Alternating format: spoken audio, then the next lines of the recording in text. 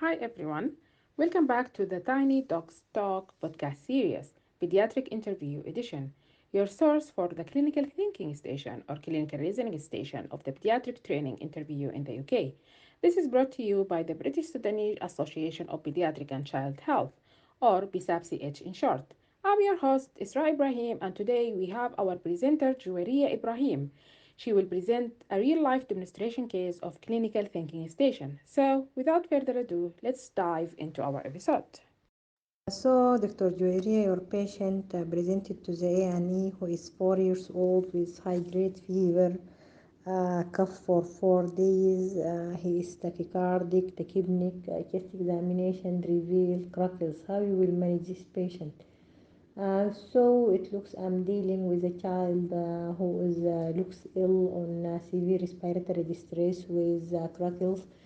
So most likely this is a lower respiratory tract infection. Most likely due to his age, this is maybe my pneumonia. It will be on top of differential diagnosis. I will manage this patient in resus room. I have to inform my senior and I will delegate the role to my team. And I will manage this patient in resus room. Immediately I will connect him to the cardiac monitor and pulse oximeter, and I will apply for him 100% oxygen by non-respiration mask. Then I will manage this patient by an ABCD approach. Immediately I will make sure that is there and patent airway. If there is any secretion, I have to suction this secretion. Then I will move to the breathing. I will monitor the respiratory rate, respiratory effort. I will see the chest expansion, the air entry. So most likely is having crackles, maybe wheezing. Um, uh, so um, I will continue to monitor his saturation. If there is any evidence with wheezing, I have to give him and a trial of bronchodilator. Then I will move to the circulation. I will make sure that this patient not on he's not I mean on shock or inadequate circulation. Then I will insert for him and IV line. I will make sure about his peripheral and central pulses and his color and his capillary fill time and blood pressure. If there is any evidence of inadequate circulation, I have to give him and bolus of IV fluid.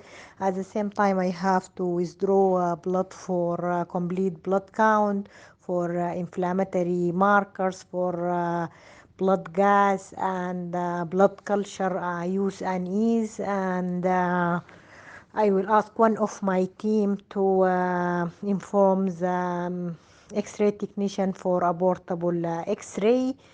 Then I will move. I have to give this patient antibiotic according. I will ask one of my team also to print the protocol of the pneumonia, and we give him antibiotic according to the local protocol. Then I will move to the D to assess his level of consciousness by Glasgow Coma scale and his pupils and to check his blood glucose. Then we will move to E to expose this child and to give antibiotic if he is febrile.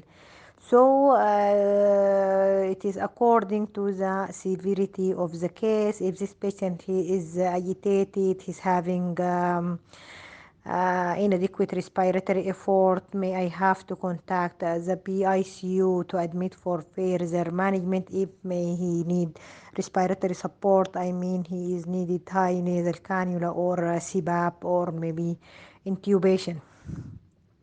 So then I have to update the family about the patient, about every step in the management, and I have to take the history by sample about symptom and sign for how many days having cough, shortness of breath, wheezing, And also I have to ask about past medical history, if there is any significant past medical history, is the patient is having chronic lung disease or admission to the NICU.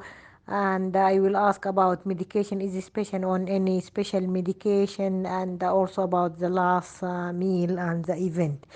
Then according to the case, uh, I will never forget, as we also in COVID-19 pandemic, to send a viral panel, PCR, COVID swab, and if there is any aerosol generating procedure, we make sure that is we are wearing the full PPE. And after that, we have to do a debriefing session to assess our performance. Thank you. As we wrap up today's episode, me and Bisab CH would like to extend our thanks to our presenter Guiria Ibrahim. Thank you for sharing your insights with us. We hope this episode has provided simulation-like guidance for the clinical thinking station in pediatric training interview. Remember, our journey does not end here. Be sure to check out the rest of our podcast, our YouTube channel, our website for more information. Your feedback is valuable. We invite you to reach out and share your thoughts, question, or suggestion. Together, we can continue to improve and provide content that meets your need. Thank you for tuning in, and until the next time, stay curious and keep learning.